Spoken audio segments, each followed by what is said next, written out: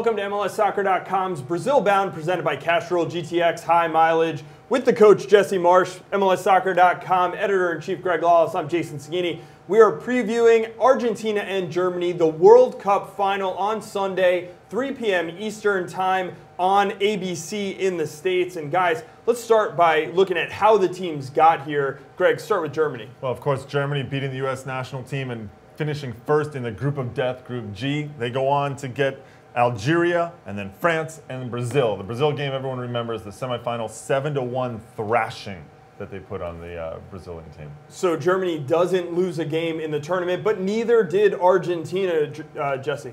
Yeah, Argentina won Group F, wasn't as good as the group of death, but still they emerged as the winners.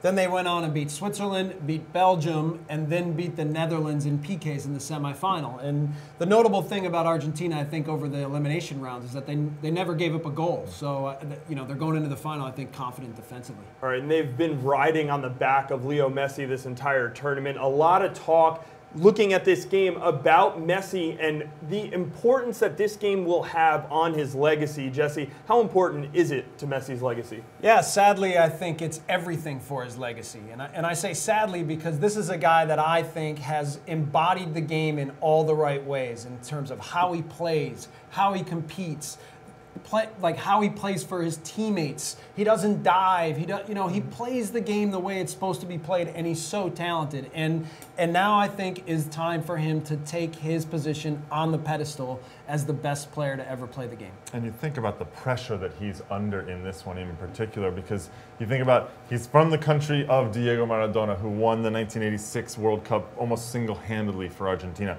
And I see what you did there. You like that? Yeah. And he's playing in Brazil, which is the home of Pelé, recognized by most as the other greatest player of all time. So the pressure is astounding that he's under. But to be the greatest, you need to play under that pressure. Because, Pelé had that kind of pressure.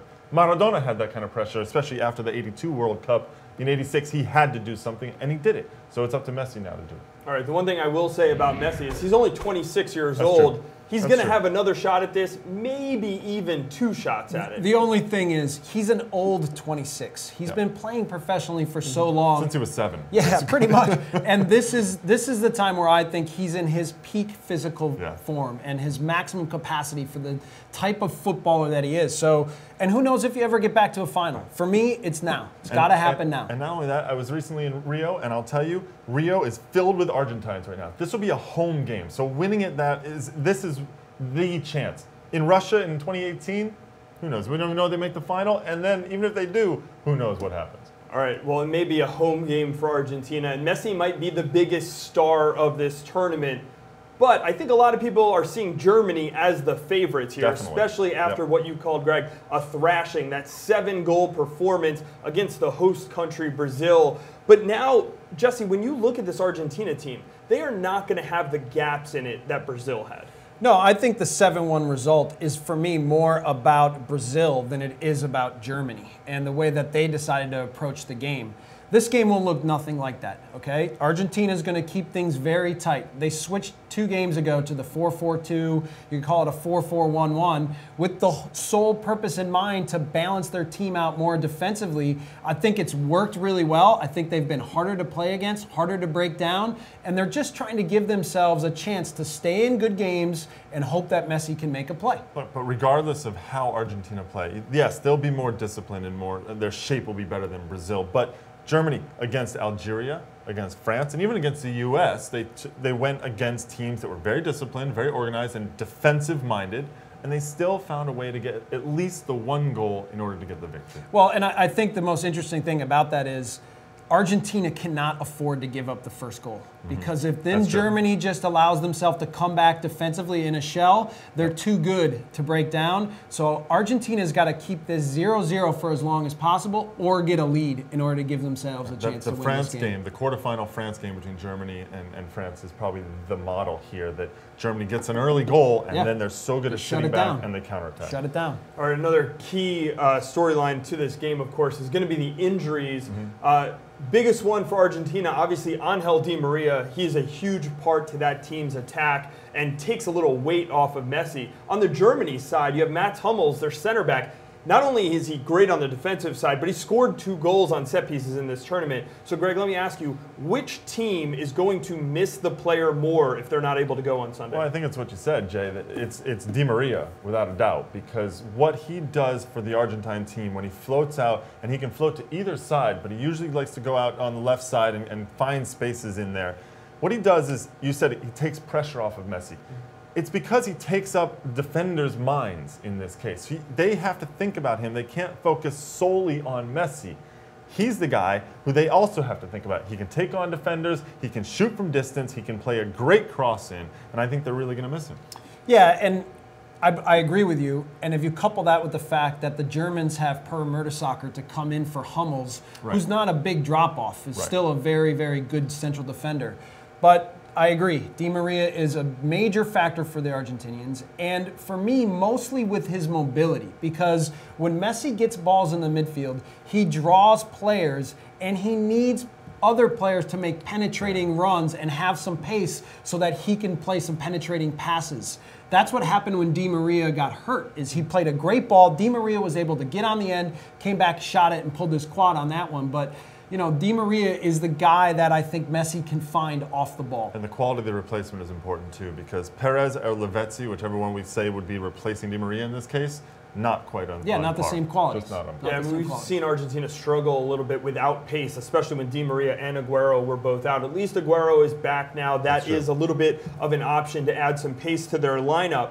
The final thing that I wanted to look at here, though, is talking about Messi and his importance for Argentina. Throughout the tournament, we've seen teams game planning specifically to stop Messi. Most of teams have either changed their lineup or tactics or something based on stop Messi first and then figure out the rest of the game later. But Greg, you don't think Germany is the kind of team who is going to factor Messi into their game plan? No, look, they're going to factor him into their game plan, but really, the way the German mentality has worked, especially in this tournament, they've made some adjustments to their players that are on the field. They've made a couple of tactical adjustments, but those are not reactive adjustments to their opponent. They're proactive to optimize their own team. So I just don't see them saying to themselves, oh, we need to be afraid of Messi and we need to change what we're doing. That's not the way Joachim Löw, the head coach for Germany, operates. He operates as saying, this is our team, this is how we play, we're going to be proactive in this as opposed to reacting to who we're playing against. Well, the only you thing, disagree, though, don't you? You totally do. When you look at the matchup, okay, the only area that the Argentines are better than the Germans is probably Messi. Because in all the other areas of the game, they have a little bit of an edge. Yeah. So Messi's played a role in every single goal that Argentina scored. The Germans would be flat out fools not to tilt themselves tactically and not to think of ways to try and cut out Messi's time and space, because really that's the main way that they will get punished. All right, Greg, you mentioned some of the tactical adjustments that Germany has made. One of them was moving Philipp Lahm from central defensive midfield to his more natural position at right back. With more on Lahm's move and how important that was for Germany, here's our own armchair analyst, Matt Doyle. Hey folks, Matt Doyle, MLSsoccer.com's armchair analyst here, and we're going to talk a little bit about what's made Germany different these last 2 games than their first 4 games, and that's Philipp Lahm playing right back. I think he is the best right back in the world, and the way he does it is not by getting all the way to the end line and whipping in crosses. Instead, he pushes up and adds sort of another ad hoc central midfielder in possession. He gives the rest of those German attackers another staging point and a little more security so that they can go forward and create and absolutely rip teams apart, as we saw against Brazil. He's a big reason why Germany looks like the best team in the world right now. And we're back here in the studio. I'm going to send it over to the tactics board where Greg and Jesse are going to look a little bit deeper into how this game is going to play out. Thanks, Jay. All right, Jesse, let's set this up. We've put up a situation here where Germany is obviously attacking left to right here. Argentina's sitting back. How does Argentina deal with this juggernaut that is the German offense? Well, Germany can hit you from a lot of different spots. And so it's going to be really important for Argentina's block of 8 to keep things tight and eliminate space. And I think in this game that they really need to actually pinch things in so that they cut away any interior passes, because one of the things that Germany is good at is playing a lot of these little balls, little combinations that then lead to someone running off the ball and now finding space behind the back line. So again, I really think that Argentina is going to have to keep themselves narrow and now force the ball to go wide into these kinds of areas. Now, it's not that Germany can't punish you from there, because they still can, but they're less threatening when I think they get into these spots and look for crosses. And I think the matchups of Di Michaelis and Garay against guys like Klose, Kroos, Müller, those are better matchups for them than dealing with all the little spacing and little slashing runs. Yeah, and certainly Klose and Müller in particular, they're not guys who are going to be challenging for head balls all the time. Klose is good in the air, obviously, but they're more about moving in the box and finding those little spaces. Yeah, and also when you look at it, I think that if you're Argentina, you want to somehow force the ball to go mostly to their right side and Germany's left. Lahm is a much better attacker, as we just saw with Matt Doyle, and now it forces Holidays to have to try to find the game a little bit, and he's not a natural outside attacking back. So that may even, it'll be interesting to see even if they switch Lavezzi and Perez, because Perez is a little bit more defensive-minded, and he can help deal with Lahm and try and shut that down and force things over here. And I think also one thing to think about is that if you are getting Holidays forward like this, he's not able to track back as much as Lahm. So let's turn it around now. All of a sudden, Argentina gets the ball. What happens now? Well, what they'll try to do as soon as they win the ball is play as quickly as possible to Messi. And now that gives Messi hopefully some space to start to turn and go at defenders.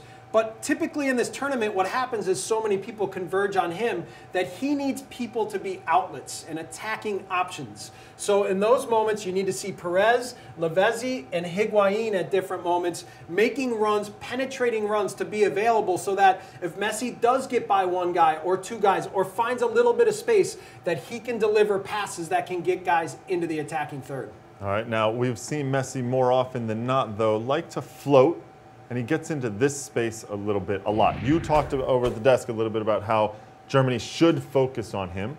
How does it work if he gets the ball right here? What should the German defense be doing in that moment? I think that wherever he goes, and yeah, definitely this is a spot that he likes to occupy, but I think in this game they've really got to tilt Khedira to keep an eye on Messi.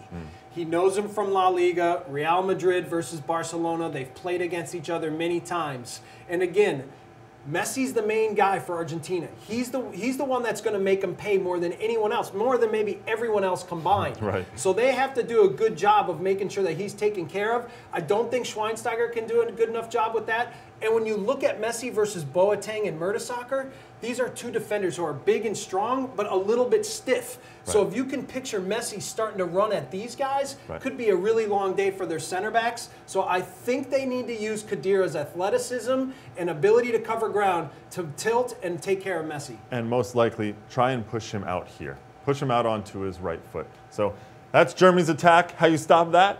That's Argentina's attack, and maybe at least try to stop Lionel Messi. Jay? Well, as finals go, we expect this to be a tight game, and many times tight games come down to set pieces. Both of these teams have made the final partially because they've been very good on it. Argentina, 3 goals scored on set pieces, 0 goals given up, guys. Germany, even better than that, 6 goals for on set pieces, 0 given up. Twice Jesse, as good. Twice as good. How do you see this game playing out in that department? Yes, I do think that the Germans have an edge in this department, and let's look at the matchups a little bit. It'll look something like this, where Di Michaelis is on Mertesacker, Rojo is on Hauides, Garay on Boateng. Those aren't great matchups for the Argentinians, but those are 3 matchups that I think they can handle. But then go down the list. Müller, Klose. Probably Zavaleta on Müller and Perez on Klose.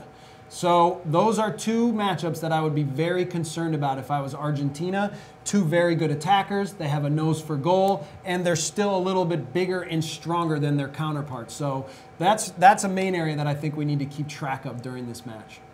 There's a reason that Germany could win this game.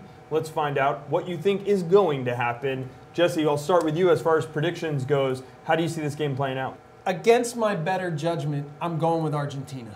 Because when you look at this matchup, almost in every area, I do think that the Germans have the edge. But the one area that they don't is Messi. And I've felt from the beginning that this is Messi's tournament to win.